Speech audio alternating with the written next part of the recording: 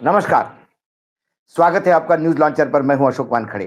लेकर आया हूं एक विशेष रिपोर्ट आपके लिए। मैं विशेष खबर पे जाऊं और उसको विश्लेषित करूं इसके पहले दुर्भाग्यपूर्ण बात है कि जो सैलानी जम्मू कश्मीर में घूमने आए थे, उनके ऊपर आतंकियों ने हमला कर दिया। इस हमले की पूरा देश निंदा कर रहा है। लेकिन जो आंकड़े हैं, जो मेरे सोर्स से हमारे सोर्स से जो कुछ अधिकारियों से हमारी बात हुई, कुछ लोगों से वहाँ बात हुई, उससे वो आंकड़ा भयावह बड़ा है। हालाँकि अभी मीडिया आंकड़ा डिस्क्लोज़ नहीं कर पा रही है, कोई दबे ज़ुबान में बहुत सारे घायल हो गए, 2 गए, कह रहे हैं, लेकिन आंकड़ा बहुत बड़ा है। लेकिन अब प्रधानमंत्री बाहर है, उन्होंने चिंता जताई, यहाँ से गृह मंत्री चले गए, तो गृह मंत्री जाएँगे। अब ये ऐसा समय नहीं है कि हम किसी को कटघरे में खड़ा करें। सबसे पहले जो हमला हुए, हमलावरों को सज़ा मिलनी चाहिए और जो लोग ज़ख्मी हैं, उनको पूरा व्यवस्था हो और जो भी हताहत हुए, उनके लिए उनके परिवार के साथ हम सब पूरा देश खड़ा है। लेकिन फिर इसको जब पूर्ण रिपोर्ट आएगी तब विश्लेषण करेंगे। लेकिन आज उत्तर प्रदेश के एक ट्वीट पे मैं जा रहा हूँ। ट्वीट अखिलेश यादव का है, "जब हमने नियुक्तियों में पीडीए के अन्याय के आंकड़े बताए, गिनाए, तब भाजपा सरकार ने नेट से आंकड़े उड़ा दिए। इसे सब कहते हैं चोर के दाढ़ी में तिनका।" ये मामला था क्या?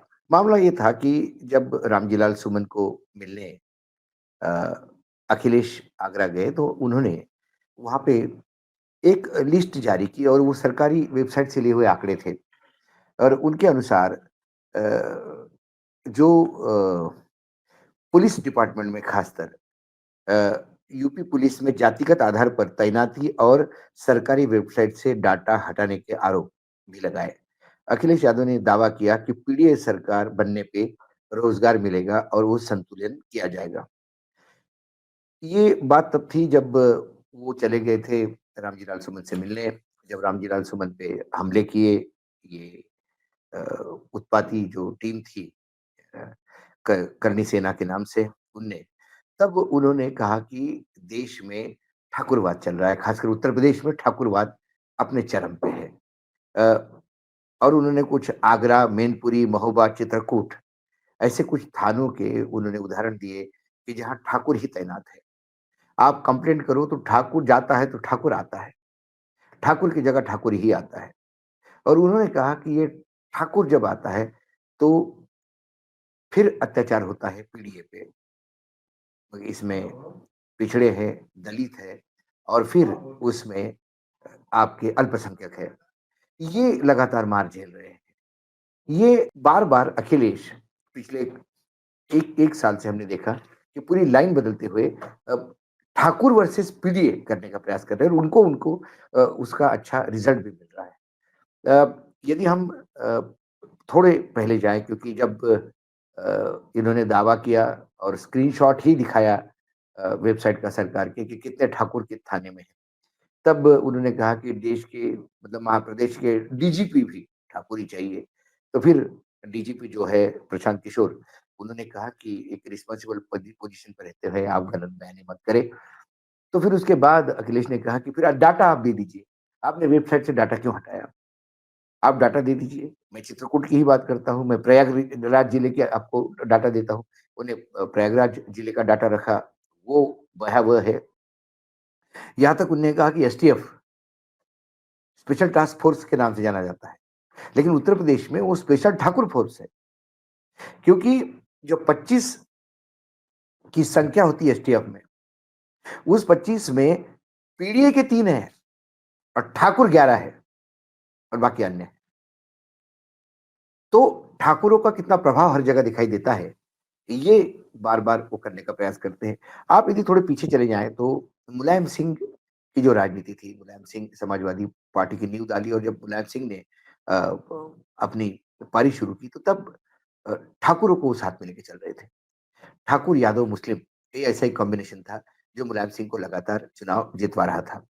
और ये सिलसिला तब तक चला जब 2012 में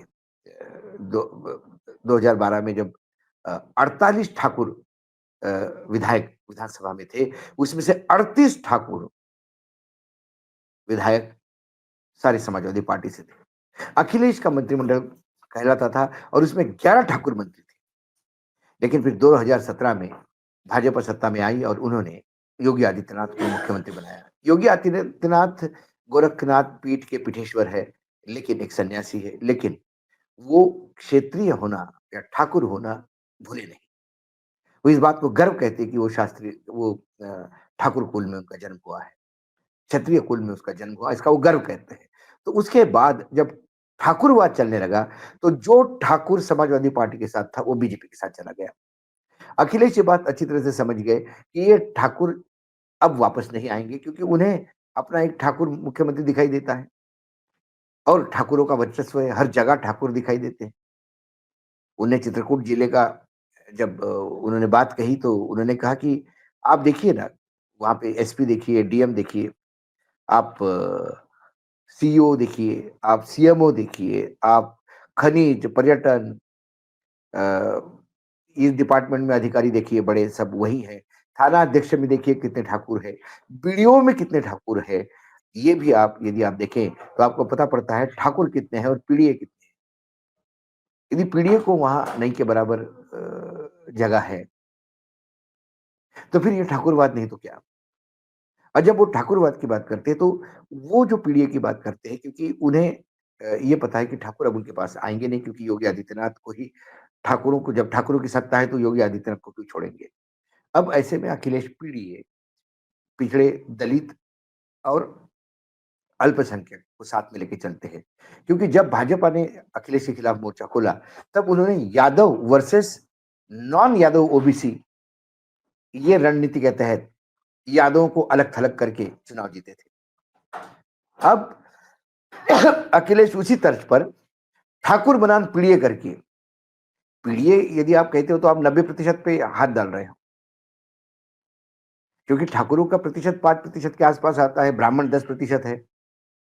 ब्राह्मण ठाकुरों को तवज्जो देने की से थोड़े बहुत जो नाराज़ है बीजेपी से, उसको अपने पाले में लाने का प्रयास अ, अखिलेश कर रहे हैं। तो उनको ठाकुर पोसते तो पुराते हैं। तो फिर यादव, पिछड़े, दलित, अल्पसंख्यक, ब्राह्मण यदि ये एक एक लामाबंद हो गए एक साथ, तो फिर 2027 के चुनाव में उन्हें बहुत विजय अपने पास आते हुए दिखाई देता है। कुल मिलाकर ये जो सारी सोशल इंजीनियरिंग है, ये समय-समय पे हर राजनीतिक दल अपनी सोशल इंजीनियरिंग समय के अनुसार बदलते हैं। इसीलिए बार-बार अखिलेश यादव हर चीज़ को ठाकुरवाद वर्सेस पीडीए करते हैं, ताकि ठाकुर अलग-थलग पड़े।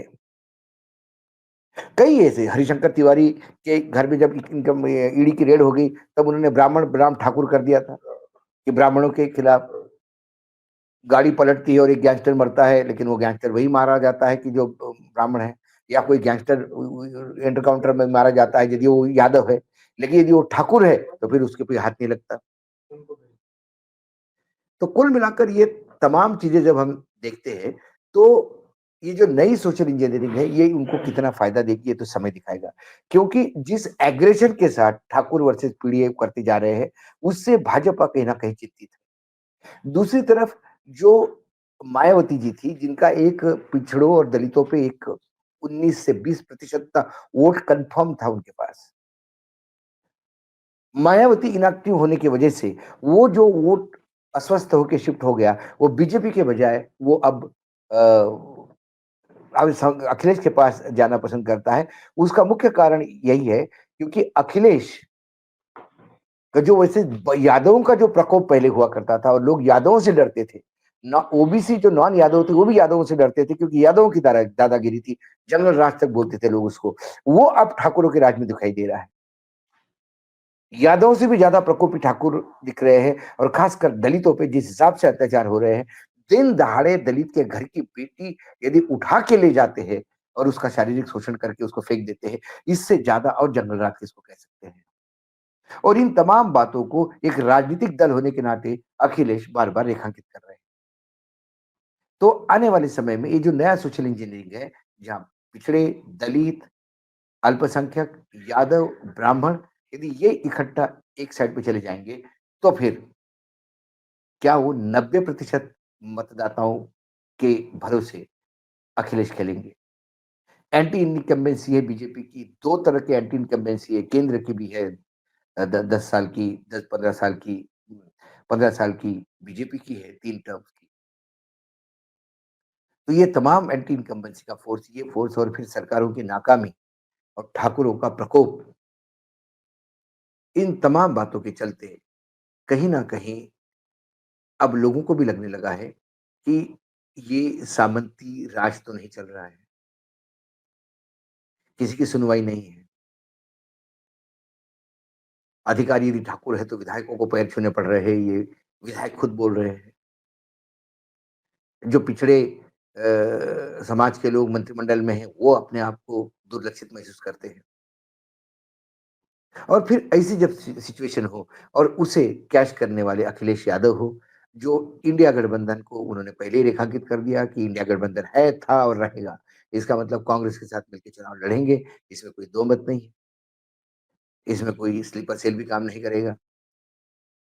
अब अखिलेश लगे हैं ठाकुर बनाम प्रिय करने में और यही कहीं न कहीं बीजेपी को सरदर्द बढ़ता हुआ दिखाई दे रहा है। अखिलेश का आंकड़े जारी करना थानों के, सरकार ने आंकड़े वेबसाइट से हटा देना और फिर कहना कि आप गलत आंकड़े दे रहे हैं, तो फिर सही आंकड़े क्या है? जब ये पूछते हैं तो फिर नॉन फील्ड थाने जो होते हैं, उनके आंकड़े जोड़ के कुछ गणित का जुगाड़ करने का प्रयास होता है। लेकिन वो दयनीय स्थिति है क्योंकि हर जिले में लोगों को मालूम है कितने थाने हैं और कितने थानों में कितने ठाकुर। आज इतना ही, फिर आता हूँ किसी विषय के साथ, तब तक के लिए नमस्कार, देखते रहिएगा न्यूज़ लॉन्चर।